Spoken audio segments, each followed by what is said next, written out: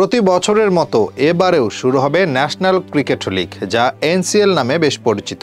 Test ফরম্যাটে আয়োজিত এই টুর্নামেন্টটি অনুষ্ঠিত হয় 4 দিন ব্যাপী। এবারের আসরে অংশ নেবে মোট 8টি দল, যেখানে থাকছে 7টি বিভাগীয় দল ও ঢাকা মেট্রোপলিস।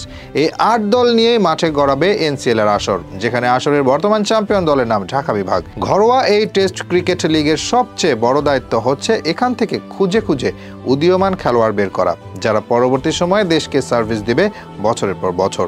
ঘরোয়া এসব ক্রিকেট লিগ হতে উঠে আসা অসংখ্য নামি দামি খেলোয়াড়দের মাঝে আছে Mike Hussey, Ricky Ponting, Sachin Tendulkar, Rahul Dravid, Geoff Boycott, sir Garry Sobers কিংবা স্যার ডন ব্র্যাডম্যান সহ আরও অনেকেই। এরা প্রত্যেকেই বাজিমাত করেছেন নিজেদের দেশে ফার্স্ট ক্লাস লিগে। বাংলাদেশেও আয়োজিত হয় এই টুর্নামেন্ট, তবে সেখান থেকে উঠে আসে না এরকম বড় বড় তারকা। জনবহুল দেশে যেখানে ক্রিকেটকে পেশা হিসেবে বেছে নেওয়া লোকের অভাব নেই, তবুও কেন এত বড় ঘাটতি বাংলাদেশে? এই তো আগামী 14 অক্টোবর হতে শুরু হচ্ছে 26তম আসর, যা শেষ হবে 28 নভেম্বর। বরাবরের মতো শেষ হবে আরও একটি টুর্নামেন্ট, কিন্তু উঠে আসবে না কোনো উদীয়মান তারকা, যেমনটা হয়ে এসেছে বছরের পর বছর।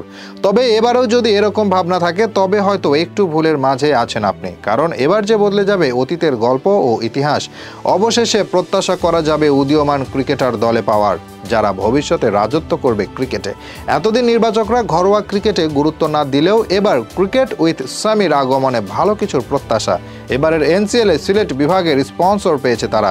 এই সংস্থা যে শুধু স্পন্সর হয়ে বসে থাকবে তাই কিন্তু নয়, তাদের সবচেয়ে বড় যে শক্তির জায়গা তা হচ্ছে ক্রিকেটারদের নিয়ে কাজের পরিকল্পনা, দেশের ক্রিকেটকে এগিয়ে নেওয়া। অর্থাৎ সিলেটের স্পন্সর হয়ে যখন শুরু করবে, তখন তারা স্বাভাবিকভাবেই নজর রাখবে পুরো টুর্নামেন্টের দিকে। তাই পুরো আসরের খেলায় থাকবে তাদের নখদর্পণে।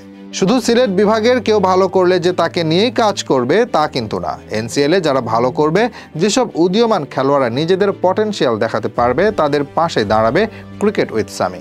যদি এই কাজ ঠিকঠাকভাবে সফল হয়, তবে তা দারুণ খবর হবে বাংলাদেশের জন্য। এতে করে ক্রিকেটের পাইপলাইন আরও শক্ত হবে, উঠে আসবে অনেক উদীয়মান খেলোয়াড়। তখন আর শুনতে হবে না সিনিয়র ক্রিকেটারদের রিপ্লেসমেন্ট কারা। এবার শুধু টেস্ট ফরম্যাটেই না, টি-20 ফরম্যাটেও হবে এনসিএল। 6 ডিসেম্বর হতে 15 ডিসেম্বর পর্যন্ত চলবে এই টুর্নামেন্ট। তাই টেস্টের পাশাপাশি টি-20 হার্ড হিটার খোঁজার কাজও করতে পারবে ক্রিকেট উইথ সামি।